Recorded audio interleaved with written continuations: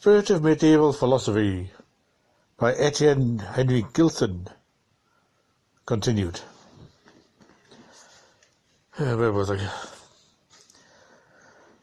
Oh, yes. Just as the question of how many gods there are was settled for the medievals by their religious faith, so it was that from their religious convictions they derived their conception of God's nature.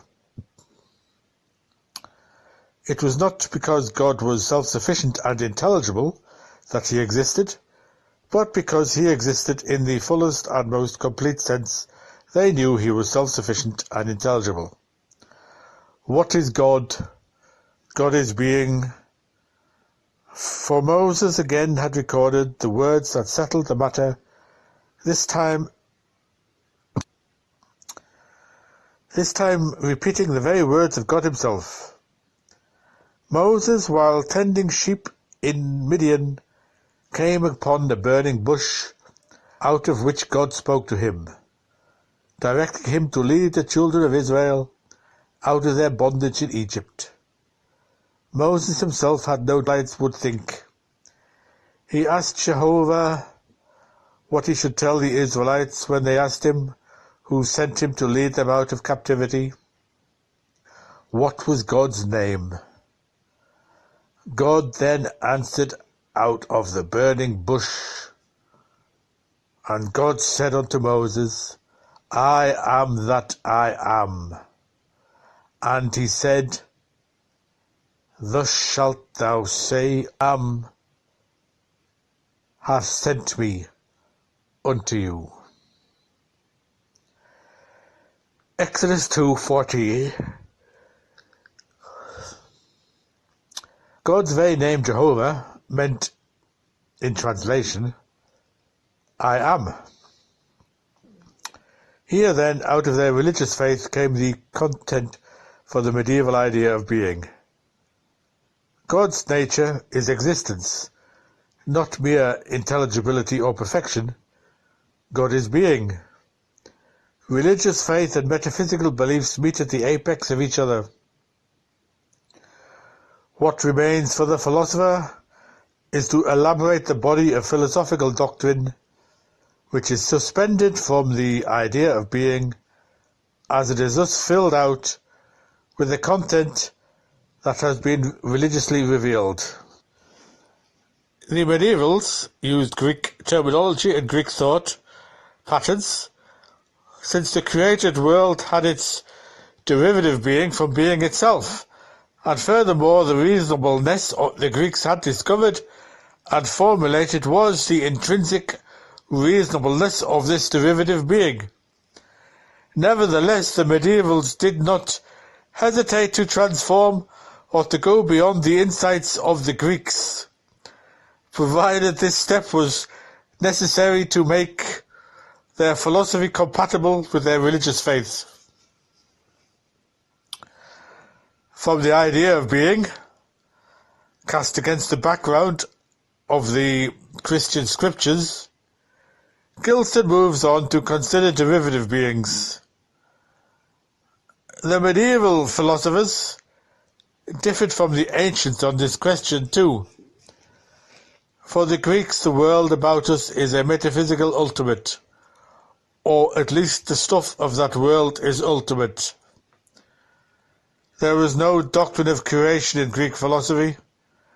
The nearest approach to a creation doctrine was perhaps Plato's myth in the Timaeus about the origin of the world, but in this latter myth the demiurge, the divine agent, merely forms or informs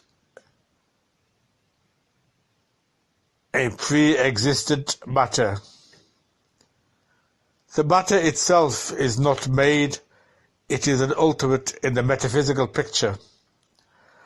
Of course, the Christians could not go along with this Platonic or Greek interpretation, for they had all read the opening words of Genesis, In the beginning God created the heaven and the earth.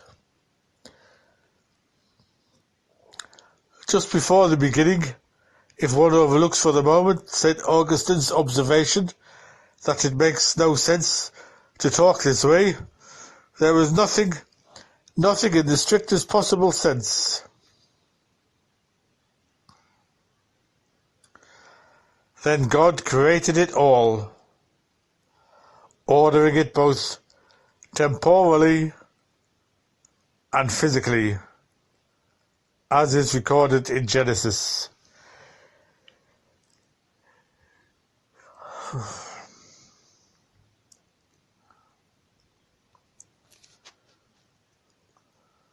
Certain other elements from the Genesis account are taken into the medieval metaphysical picture. God not only created the world ex nihilo, but he saw that it was good. And furthermore, he made the crown of creation in his own image. All this has consequences for metaphysics.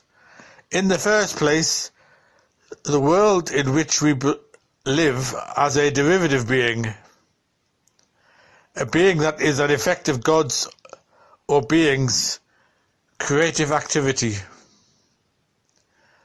The rocks, trees, animals, and the rest have being because they were created by being. And in a special sense, man also has being, since he too is created. And therefore being has communicated being to him. But man's being bears on its face an additional mark. Man's being is the image of being itself.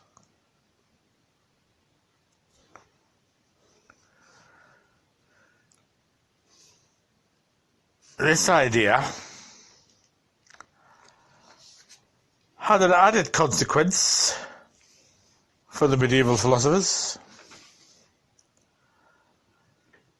An epistemological doctrine was derived which parallels the ontological and anthropological doctrines.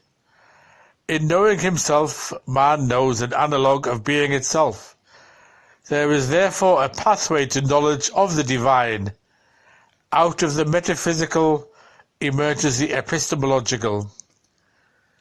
Descartes' well-known remark about the mark of the craftsman had left imprinted on his handiwork is but a later reflection of this medieval analogy of the doctrine of being, and an example of the often overlooked influence of medieval thought on modern philosophy.